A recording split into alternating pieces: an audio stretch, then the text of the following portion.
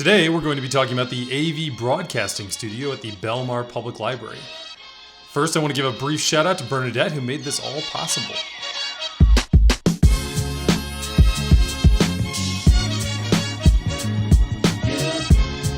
In recent years, public libraries have broadened their services to help patrons access, understand, manipulate, and even create information of all kinds.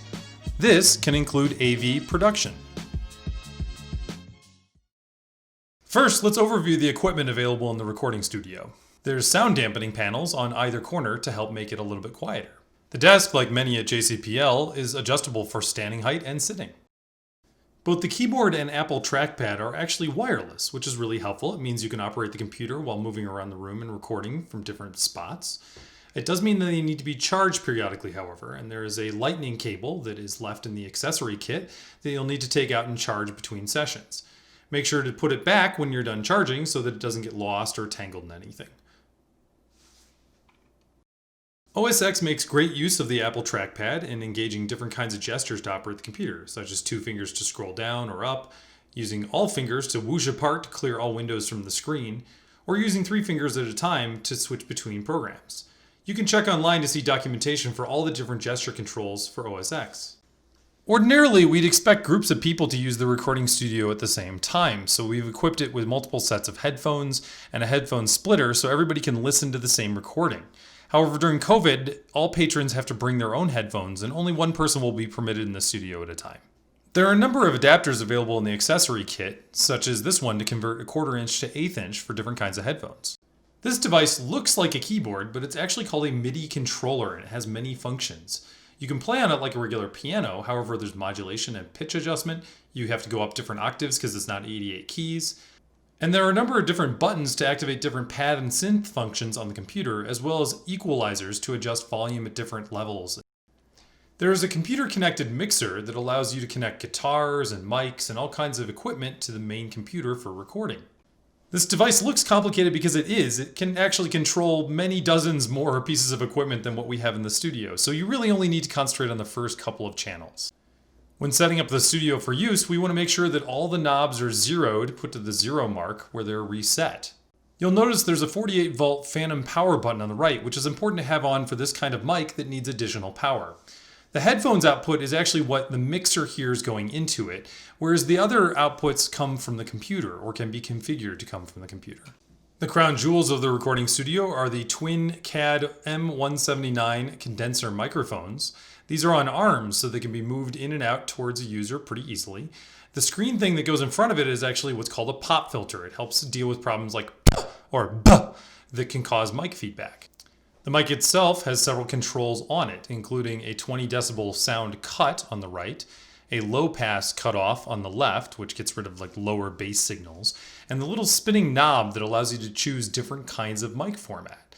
And this is pretty interesting that you can do an omni mic shape, which captures audio from all surrounding sides, a cardioid, which captures mostly in front of the mic, or different other kinds of cardioid patterns that capture some behind the mic and more in front of the mic.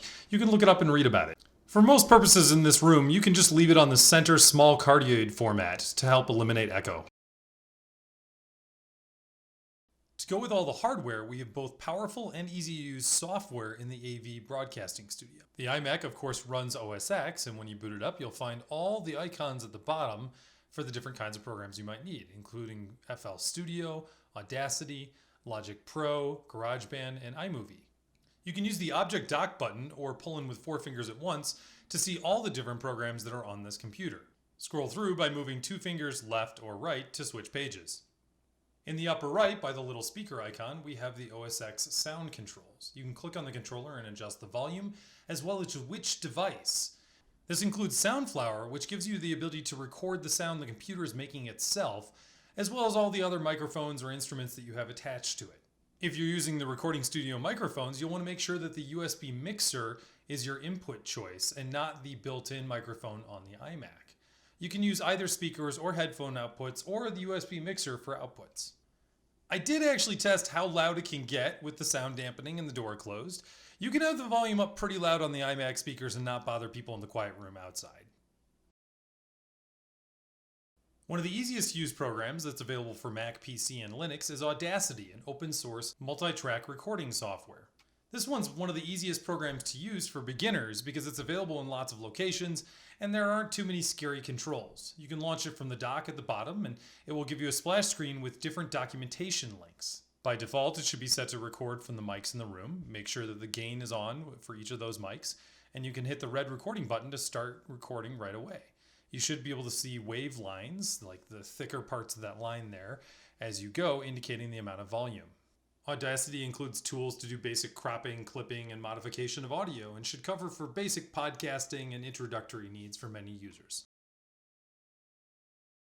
GarageBand is another relatively simple and popular audio programming utility that comes with OS X for free.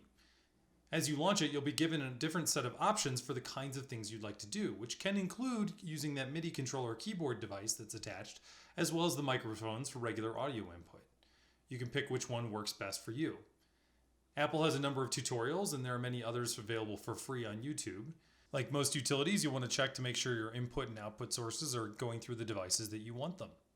GarageBand is one of the ideal programs for using the MIDI controller because you can assign different sounds to the keyboard. So you can make it sound like a piano or some other kind of synth device. You'll see the piano mapping there, as well as some knobs to adjust the different sound settings for the device. There are many things that GarageBand can do. I'm not going to cover them in this tutorial because it takes a lot more time and other people have done it better. Please go check them out on YouTube to find out more. iMovie is perhaps the best introductory video editor available on desktop computer platforms. To start a project, you'll want to have collected a bunch of photos and videos and audio and other resources that you can then pull into a library for use together. When you open it up, you'll be given some basic introductory documentation and links, and you can just go ahead and start a new project. You'll notice there's a choice between a complicated full movie project as well as a trailer.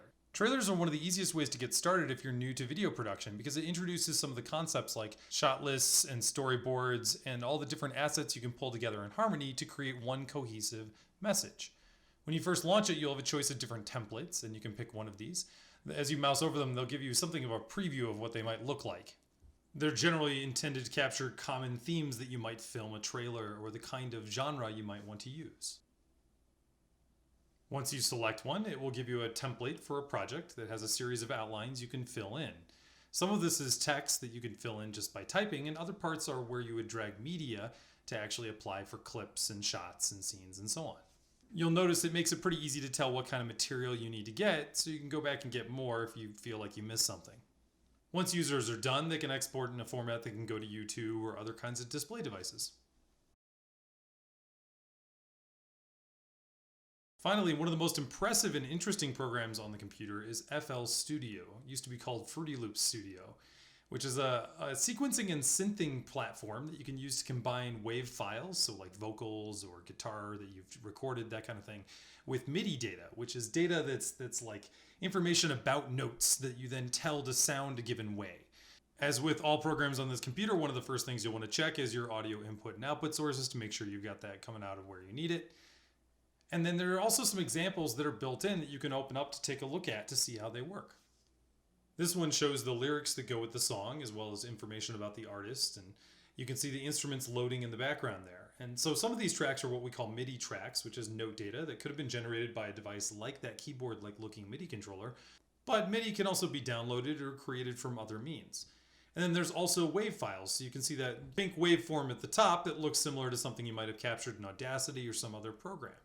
All of these go together to make a beat or a song of some sort that sounds pretty cool. You'll notice the rack of instruments there on the left that can be toggled with clicking on the mouse to be activated for different tracks. This concludes the introductory tutorial for the hardware and software for the AV Broadcasting Studio. We hope to add more equipment in correspondence with needs and opportunities in the future, so let us know how it goes and look out for updates to this tutorial.